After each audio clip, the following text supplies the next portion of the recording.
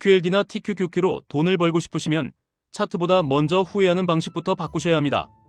수익은 실력처럼 보이지만 결국은 후회 처리 시스템의 결과로 남습니다. 같은 하락을 맞아도 어떤 분은 다음 사이클에서 계좌가 커지고 어떤 분은 그날 이후로 시장을 욕하고 끝납니다. 차이는 재능이 아니라 후회를 어디에 붙이느냐입니다. 사람은 다 후회합니다. 잘 되는 사람도 후회하고 안 되는 사람도 후회합니다. 그런데 방향이 다릅니다. 잘 되는 사람은 과정이 아쉬워서 후회합니다. 안 되는 사람은 시작한 자기 자신을 후회합니다. 과정 후회는 수정으로 이어지고 시작 후회는 포기로 이어집니다. 여기서부터 격차가 벌어집니다. QLD, TQQQ 같은 레버리지 상품은 이 차이를 아주 잔인하게 드러냅니다. 왜냐하면 레버리지는 수익도 크게 만들지만 후회도 크게 만듭니다. 조금만 흔들려도 감정이 3배로 흔들립니다. 그래서 QLD, TQQQ에서 오래 살아남는 사람은 종목을 잘 고르는 사람이 아니라 후회를 복기로 바꾸는 사람이 됩니다. 투자에서 후회는 크게 두 종류로 터집니다. 첫째, 떨어질 때 왜 샀지라는 후회. 둘째, 오를 때 왜 더 못 샀지라는 후회. 이 두 개는 서로 모양만 다르고 본질은 같습니다. 계획 없이 반응했기 때문에 생기는 후회입니다.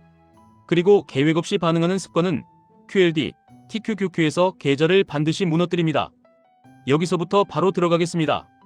후회를 성장으로 바꾸는 핵심은 같은 상황이 다시 왔을 때 다시 시도할 수 있게 만드는 것입니다. 다시 시도한다는 말은 무대책으로 또 들어간다는 뜻이 아닙니다. 똑같은 시장, 똑같은 뉴스, 똑같은 공포가 왔을 때 나는 다른 행동을 한다. 이걸 시스템으로 만드는 것입니다. 많은 분들이 QLD, TQQQ로 시작할 때 이런 마음입니다. 이번엔 제대로 해보자. 이 한 번만 잘 잡으면 인생이 바뀐다. 그런데 시장은 꼭 그 마음을 시험합니다. 시작하자마자 흔들어 봅니다. 첫 하락에서 멘탈이 깨지는 이유는 하락 때문이 아니라 내 안에 기준이 없기 때문입니다. 기준이 없는 상태에서 레버리지를 잡으면 모든 행동이 사후 합리화가 됩니다. 오르면 나는 원래 이렇게 할 사람이었다고 믿고 내리면 세상이 잘못됐다고 믿습니다. 그러다 어느 순간 나는 투자에 소질이 없다는 결론으로 도망가게 됩니다. 이게 시작 자체를 후회하는 루트입니다. 반대로 과정 후회를 하는 사람은 이렇게 말합니다. 내가 들어간 건 괜찮았다. 다만 들어가는 방식이 별로였다. 내가 버틴 건 괜찮았다.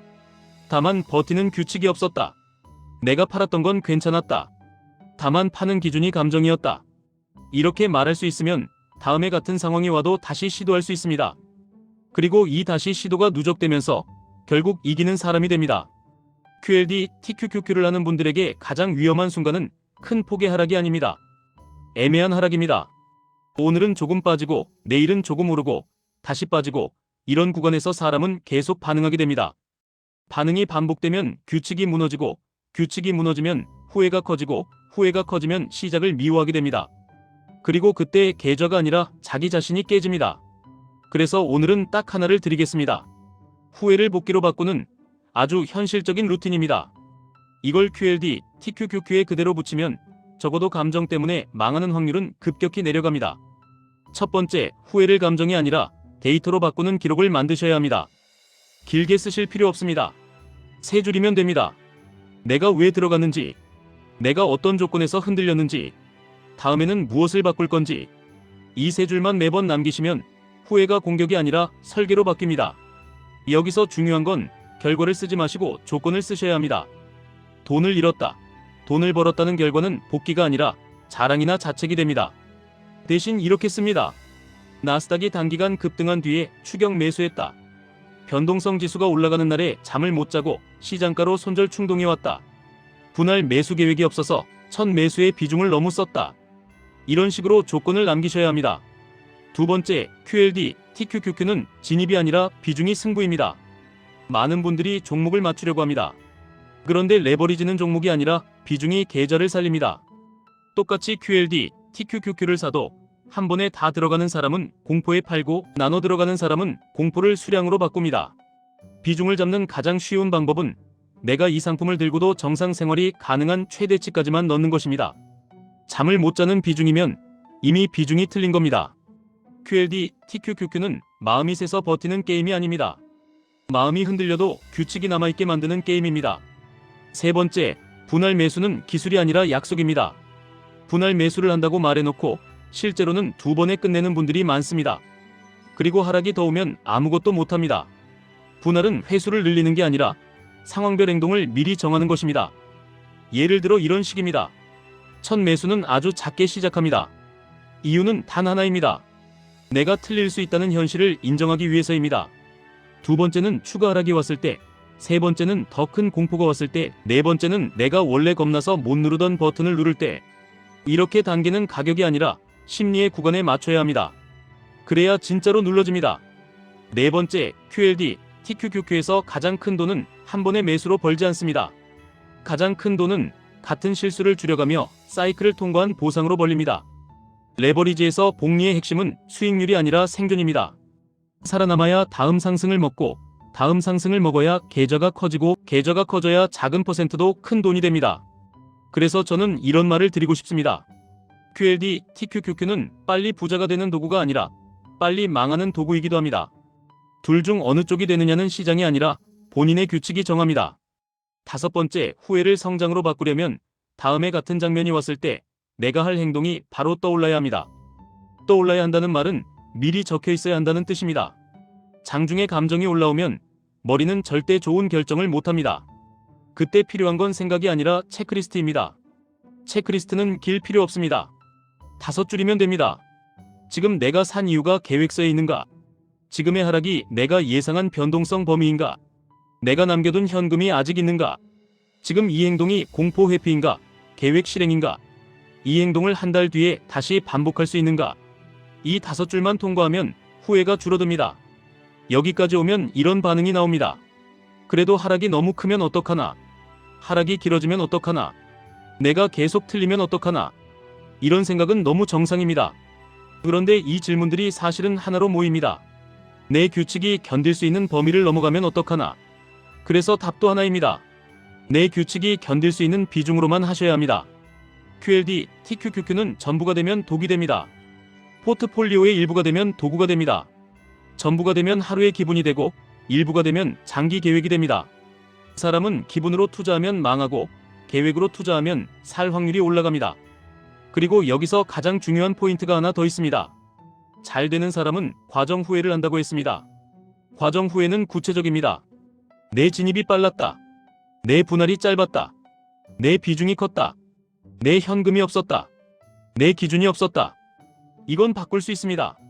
반대로 안 되는 사람의 후회는 이렇게 나옵니다. 나는 안 된다.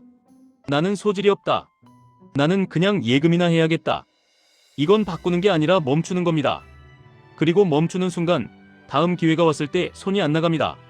손이 안 나가면 경험이 쌓이지 않고, 경험이 안 쌓이면 두려움만 커지고, 두려움이 커지면 더 멈추고, 이게 누적되면서 격차가 벌어집니다. QLD, TQQQ를 하시는 분들이 진짜로 원하는 건 한 번의 대박이 아닙니다. 사실은 이런 겁니다. 흔들려도 무너지지 않는 투자자, 하락이 와도 내가 해야 할 일을 하는 사람, 올라도 들뜨지 않는 사람. 이 상태가 되면 결과는 따라옵니다. 그러면 어떻게 이 상태를 만드느냐? 딱 한 가지로 정리됩니다. 후회가 생기는 사건이 오면 그 사건을 끝내지 말고 시스템으로 마감하셔야 합니다. 사건으로 끝내면 감정이 남고 시스템으로 마감하면 규칙이 남습니다. 예를 들어 급락장에서 매수를 못했던 후회가 있다고 하겠습니다. 사건으로 끝내면 나는 겁쟁이다로 남습니다. 시스템으로 마감하면 다음 급락에서 내가 누를 수 있게 매수 단계를 더 잘게 쪼개고 첫 매수 비중을 줄이고 현금 비중을 정해두고 체크리스트를 만들고 장중에 볼 문장을 한 줄 써두는 것으로 끝냅니다. 그러면 다음 급락이 왔을 때 나는 더 강해진 게 아니라 더 준비된 사람이 됩니다. 이 차이가 큽니다. 준비된 사람은 운이 좋아 보입니다. 하지만 운은 그날의 결과만 보여주고 준비는 다음의 반복을 만들어냅니다. 결국 시장에서 이기는 건 단발의 천재가 아니라 반복 가능한 사람입니다. 또 하나 레버리지에서 흔한 후회가 있습니다. 수익이 났는데 더 욕심부리다가 다 토해냈다. 이 후회는 대부분 같은 패턴입니다. 매도 기준이 없었습니다. 목표가 없었습니다. 일부 익절이라는 개념이 없었습니다. 수익이 났을 때 행동이 준비되어 있지 않아서 상승장에서 감정이 폭주한 것입니다. 그래서 상승장에도 규칙이 필요합니다. 하락장에서만 규칙을 찾으면 절반만 준비한 겁니다. 상승장에서 필요한 규칙은 간단합니다. 일부는 반드시 수익 실현한다. 수익 실현한 돈의 일부는 안전자산이나 현금으로 옮긴다. 다시 하락이 오면 그 현금을 규칙대로 쓴다. 이렇게 순환이 만들어지면 상승과 하락이 나를 흔드는 게 아니라 내가 상승과 하락을 사용하게 됩니다. 그리고 이 지점에서 후회가 완전히 달라집니다. 예전에는 하락이 오면 나는 왜 시작했지라고 생각했습니다. 이제는 하락이 오면 나는 계획대로 할 기회가 왔다고 생각하게 됩니다. 같은 사건인데 해석이 바뀝니다. 해석이 바뀌면 행동이 바뀌고 행동이 바뀌면 결과가 바뀝니다. 투자에서 제일 무서운 건 손실이 아닙니다. 손실은 회복될 수 있습니다. 제일 무서운 건 손실을 겪고 나서 다시는 시도하지 않는 사람으로 바뀌는 것입니다. 그 순간부터 기회는 있어도 내 것이 아닙니다. 그래서 오늘 영상의 결론은 이겁니다. 후회는 없앨 수 없습니다. 대신 후회의 방향을 바꾸실 수 있습니다. 시작을 후회하지 마시고 과정을 후회하십시오. 그리고 그 과정 후회를 기록과 규칙으로 바꾸십시오. 그러면 QLD, TQQQ 같은 변동성 큰 도구도 공포가 아니라 성장의 트레이닝장이 됩니다. 마지막으로 한 문장만 더 드리겠습니다. 시장은 늘 같은 장면을 다른 얼굴로 반복합니다. 급등, 추격 조정, 공포, 반등, 확신, 과열, 다시 조정. 이 장면이 반복될 때마다 과정을 복귀하는 사람은 업그레이드되고 시작을 후회하는 사람은 내려옵니다. 오늘부터는 내려오는 사람이 아니라 업그레이드되는 사람이 되셨으면 합니다. 이 영상은 일반적인 교육 목적이며 투자 판단과 책임은 본인에게 있습니다.